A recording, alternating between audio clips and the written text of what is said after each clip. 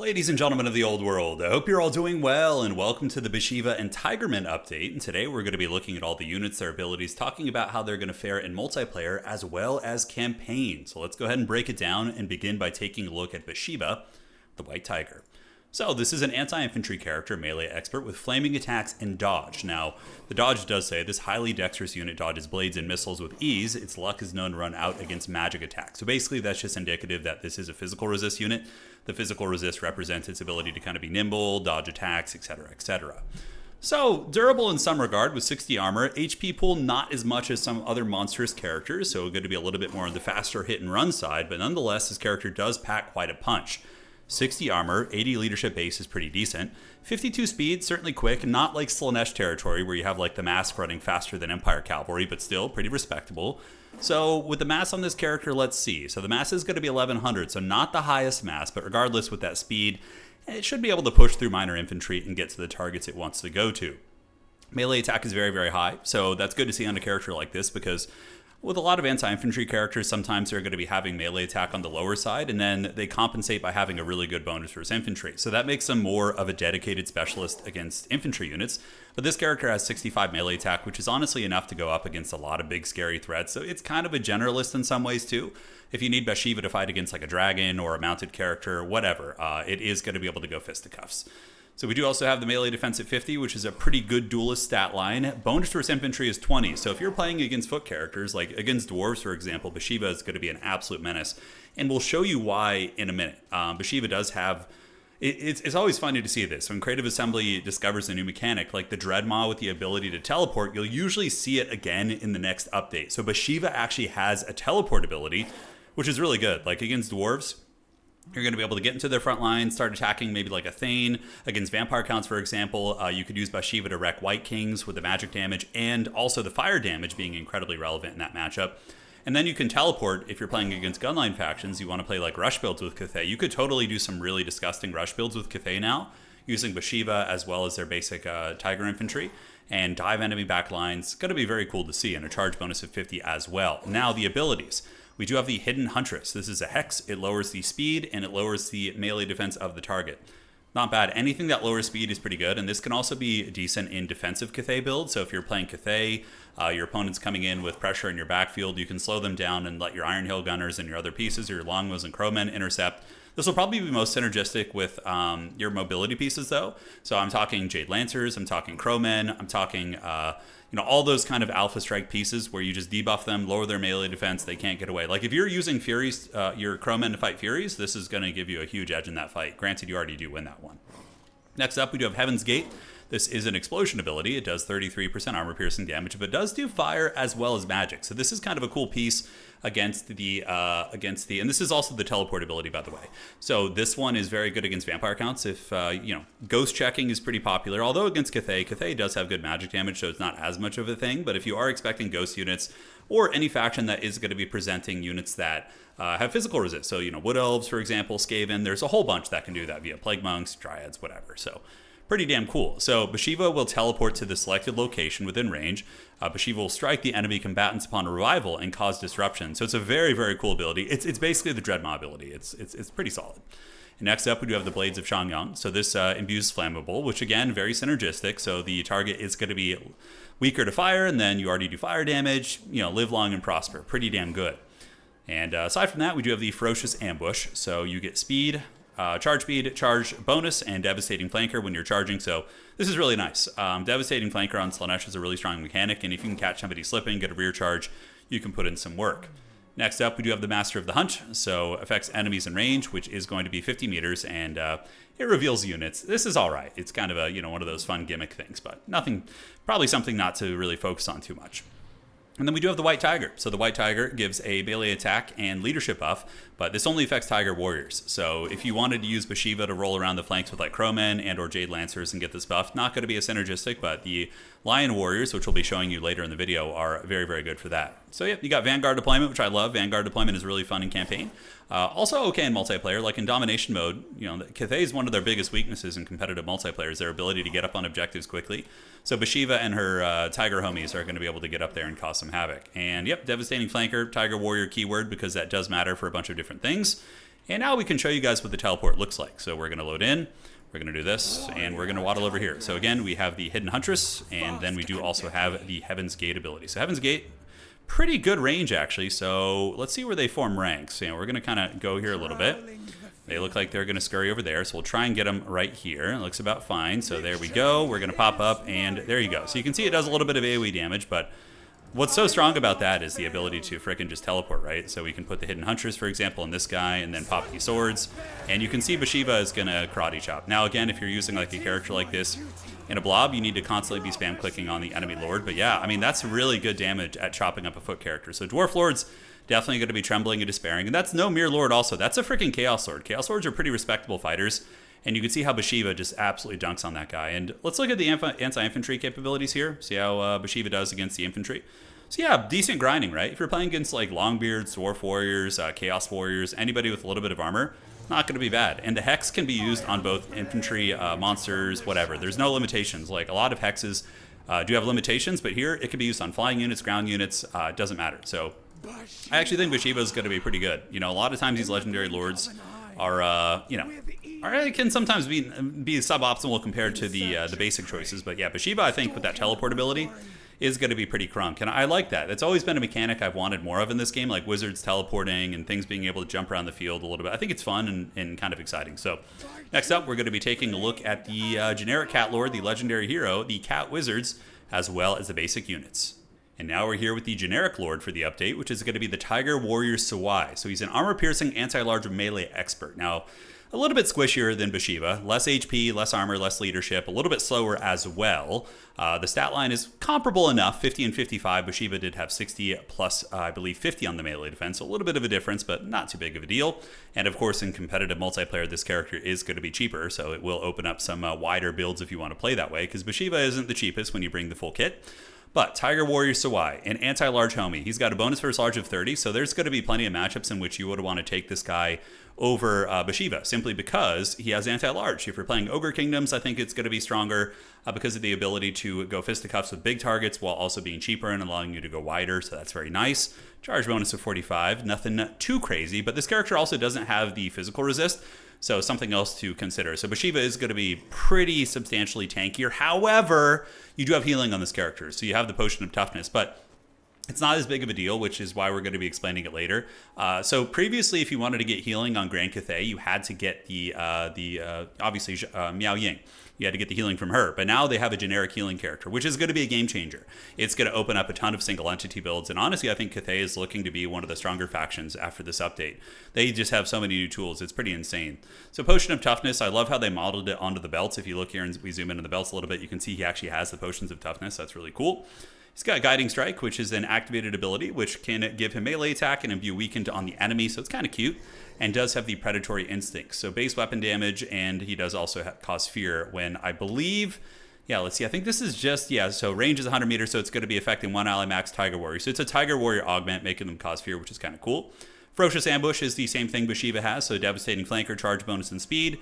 And we do have Fight Fire with Fire. This is really cool. So if this guy gets lit on fire, then he's going to be getting flaming attacks, armor-piercing damage, he gets flame resistance, and he causes terror. So activated when the user is attacked by a source of fire damage. That's really fun. Talk about, dude, you know where this guy's really going to be an absolute pimp in the Chaos Dwarf fight. When you're fighting Chaos Dwarves with this guy, and they're constantly lighting him on fire, he just gets like super tanky with the fire res. He gets a lot more damage. He causes terror. That's super cool. I like that mechanic, actually. Then we got the Dawnglaive. So Dawnglaive here, it is a Hex, a 35-meter radius, and when he's in melee, he does lower the stats of nearby enemy units. So honestly, pretty damn solid. This is like a good, cheap-ish character with healing. I still think I'm more of a Bhashiva enjoyer simply because of the fact Bhashiva has that MLG Pro Gamer teleport ability, which I think is so fun and actually will be very devastating. But yeah, this guy, imagine you're playing like Itza or a Ragnarok Lair in multiplayer, or even in campaign. You need to get Bhashiva somewhere quick to take something out. Bhashiva can karate chop a character really quick and then teleport. But again, it is a little bit more expensive than this guy, so that is something to consider. So next up, ladies and gentlemen, we're going to take a look at Taoyan the Merciless. Here we are with Taoyan the Merciless, another anti-large character, so armored, sitting at 90 armor, anti-large, and as you would guess, a damage dealer. She's kind of waving her sword around right as we say that. Good armor, good leadership, a little bit on the slower end, of course, compared to the Tigers. And this gives a character you'd probably see more so in like a defensive Cathay box type build. Obviously not going to be the best for mobility style, sitting at only 34 speed, but nonetheless does pack a little bit of an anti-large punch with some magic damage and a solid bonus versus large of 25. Now, abilities. It does have the ultimate verdict. So when you activate this, it is a hex, it allows you to cause terror and gives her the Executioner ability while also lowering the enemy's melee defense. So we've seen Executioner in multiplayer. I mean, it doesn't see that much play. Of course, we do have the Jade Dragon, and the Ogre Kingdoms have it as well, but it still doesn't see a ton of play, but it's still fun and could come into play here and there. And there is some cool synergies where you could get this guy, you could get Tiger Homie here. You could get the Tiger Warrior and her and have like a really nasty anti-large karate chop squad where if they're just kind of there, you could use them with like a Zhengu war drum build, right? So you have your drums, you have two really brutal anti-large characters, and then you get the healing Tiger in, which we're going to be going over in a little bit, the Claw Speaker with Lore of Life, and you have this like insanely durable anti-large squad with the drum and like a box and factions that are more melee focused that need to break. You could have big problems. Anyways, we're going to keep going over Homegirl here. She does have the Tyrant's Talon, which is just a standard, buff, but it does also have brutal wounds, which gives a little bit of a damage over time effect, which is kind of cool.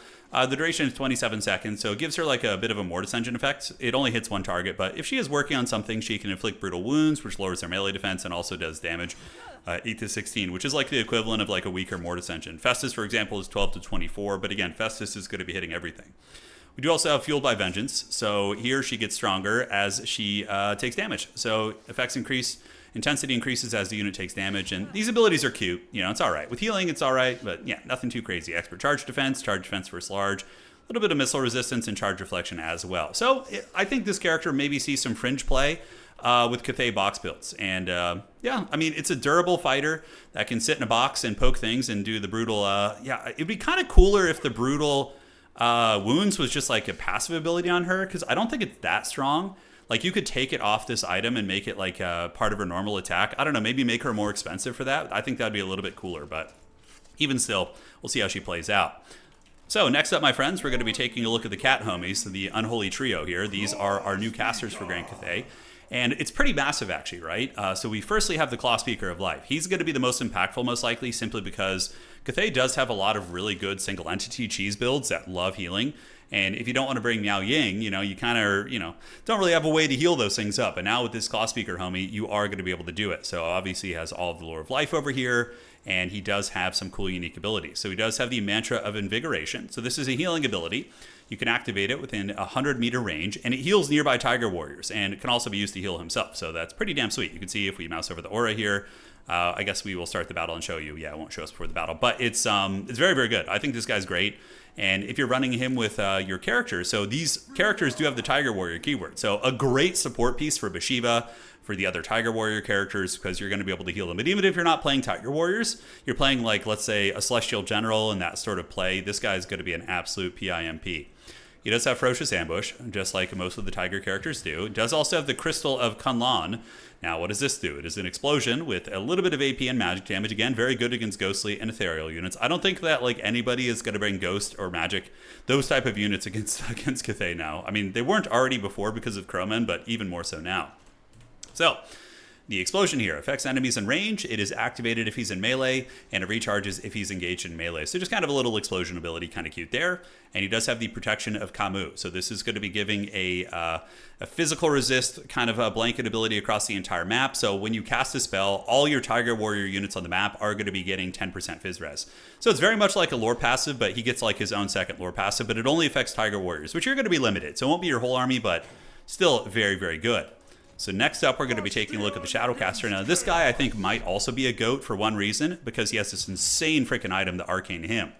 So this ability has unlimited charges. I'm sure the old school land battle players and conquest players are going to love this one. It gives you power recharge, and it also gives you 0.20 reserves per second. So you can pretty much use this infinitely and have infinite winds of magic in a battle. It's really, really good. Now, of course, you're going to be getting, I could do the quick math in my head, but regardless, you're going to get enough winds of magic to basically cast like a Melkoth's, and you can build it up over the course of the battle as well. So insanely good. Recharge and infinite winds of magic. I mean, dude, that's so freaking good. If you're playing, let's say, a campaign and you just have this, like you could just keep recharging, cheesing the AI outside the city if you want to play that old school Legend of Total War style. You can do it, man. You can do it. Shadow Magic, obviously, and let's take a look at the rest of his kit. Devastating Flanker, and he does have the Crystal of Kunlun, which is the same, and the Mysticism of Kamau. So this one, instead of giving the healing, he is going to be, or the Fizz Res, he's going to be giving magic attacks to your Tiger Warriors. Not quite as good as the healing one, but I think the Infinite Winds of Magic and the Lore of Shadows is honestly just amazingly good. So we're going to see a ton of play from these two Claw Speakers, I think. So now we have the Beastcaster. So the Beastcaster does have the Mantra of Righteousness. So this one's a little bit less exciting. It just basically buffs your Tiger Warriors with Sunder Armor. Against Dwarves, maybe, but I think you just go with the healing or the Shadow one. Honestly, base attack, melee attack, base weapon damage, melee attack. It's not terrible, right? He's got the Lore of Beasts, the Ferocious Ambush, and does also have the Crystal of Kunlun and the Ferocity of Kamau. So this one is going to give Unyielding Assault. Now, that's not bad. Unyielding Assault makes it so your stats cannot be lowered, which is kind of cool. So if your characters are tired or exhausted, your Tiger Warriors will be fighting at maximum capacity. If they're poisoned, they'll be fighting at maximum capacity. Definitely some cool play with that. So honestly, some big stuff here for the forces of Grand Cathay. I think they're going to have so many tools, and we're going to take a look at the infantry here in a second. But yeah, their new lords and heroes are all good. Like, I would say the weakest one is Taoyan the Merciless. She'll probably see the least play, but all of the Claw Speakers and the Tiger Warrior Sawai, as well as Bhashiva, I think are going to be big game changers in certain matchups. Should be fun to see. Anyways, let's go take a look at the units. And now, ladies and gentlemen, it is time to take a look at the new Tiger Infantry here for Grand Cathay. And it's so funny, we've been talking about this for like, I don't know, I feel like years now. Just like, man, if Cathay only had like a killy infantry unit, like a monstrous infantry unit with some armor piercing or abilities to push through troops, they would be just S tier. And I think we have arrived at that point. So we have the Ironclaw Tiger Warriors. What do these guys bring to the table? They're armored, 60 armor is respectable, going to make them a little bit more durable against like shot cav charges and missiles. Not insanely armored, but enough to make a difference. Pretty good stat line at 40 and really good melee defense at 46. But yeah, their anti-large capabilities are pretty nutty. They have 20 bonus versus large, really good armor piercing values. They do have the Devastating Flanker with Ferocious Ambush, and do also have the Tiger Warrior keyword with charge defense versus large, even though it's not in the tooltip, and charge reflection. So these guys are going to be really freaking good in the Bretonnian matchup and the Empire matchup. If we're talking about Kislev, anybody that has those like armored cavalry, because they're pretty quick at 44 speed. And there's obviously, you could use these with Bhashiva, for example, to run around the map. And Bhashiva is going to be buffing their stats. And Bhashiva also has a snare. So you can use the Huntress ability to lock down an enemy cav unit, making them about the same speed as these guys. You can teleport Bhashiva on them to trap them in place, and then use these guys to just hunt them down. So they'll be good for aggressive builds, be really, really good for defensive builds. If you're using a Cathay gun line and you're worried about somebody diving your backfield with mobility, worry no longer. These guys are going to be able to cut them up and, yeah, are going to be a big, big problem. So next up, we have the Tiger Warrior Stalkers. These guys are interesting. They do have 15 armor, very glass cannon, but have good combat stats and have good armor piercing and melee, as well as bonus versus infantry at ranged attacks. Physical resist also going to be built in. So very interesting unit, kind of like Gorgers in a way, in the sense that they're going to be able to creep around. They have Vanguard deployment, Firewall moving, and Stalk as well. So you can use these guys against Dwarves, for example, to harass the backfield, maybe poke Slayers with their ranged attacks, dive on top of like vulnerable missile pieces with Stalk. Going to be really fun. And the fact that they do have Vanguard deployment in domination mode is going to make them pretty damn cool. If you're on a map, your opponent is safely holding a side objective, you call in the Tiger Warrior Stalkers, you annihilate some cheap infantry unit. Now, what they don't want, they don't want to be the center of attention. You don't want to be getting run down by cavalry with them. You don't want to be getting shot by missiles. But if you can get solid engagements for them using their Stalk and their Vanguard deployment, they could really turn the tide of games, I think. Going to be really fun to see them in action. They will be a little bit more niche, though, but still, I think are, bringing one or two of these, it solves a lot of Cathay's problems, right? Because they're going to be able to get to objectives quickly, clear things off quickly, and then, obviously threaten to capture that objective. So very, very cool. Now, the last infantry unit here is going to be the generic Tiger Warrior. They have 8,000 HP. So if you look at the Tiger Warrior Stalker, 6,000. These guys have 8.8, and the Tiger Warrior is going to be fielding 8,000 HP. A little bit low on the armor side, so we'll be very vulnerable against missiles, and also, high damage infantry could present some problems for them. But even still, 44 movement speed infantry with good combat stats and a bonus versus infantry and high hard-hitting stats. I mean, honestly, very solid. This is like everything that you Cathay mains wanted, really. Like, you're getting great Vanguard diving pieces. You're going to be getting just solid frontline infantry and really, really good lords as well. So we'll do a little bit of a showcase of what can be done here. So let's get the Tiger Warrior Stalkers on the flanks. We're just going to go fight some Chaos Infantry and show you what's cooking here. But yeah, excited to see how these guys do in some tournaments, some show matches, and all that sort of good stuff. So we're going to get these guys to do a little bit of Vanguard flanking and use their Devastating Flanker. And let's do it to it. So we're going to move up. We're going to get Bhashiva to get in there and get on the Lord. And then you're going to come around the outside and do this. So we're going to charge you here. We'll get the Tiger Warriors charging the Chaos Warriors.